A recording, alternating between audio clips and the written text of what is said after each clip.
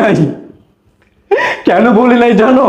আমি চাইনি আমার কথাতে তুমি কষ্ট পাও।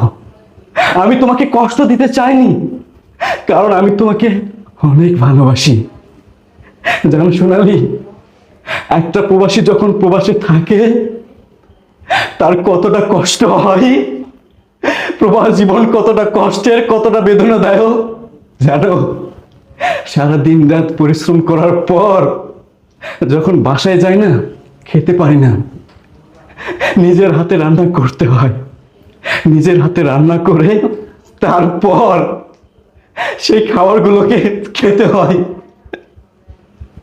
আমি তোমাকে এগুলো বলি নাই, বললে তুমি অনেক কষ্ট পেতে। আমি তোমাকে কষ্ট দিতে চাইনি, কারণ আমি তোমাকে অনেক ভালোবাসতাম। জানো, আমার যারা প্রবাসী বন্ধু আছে, আমি তাদের কাছে গর্ব করে বলতে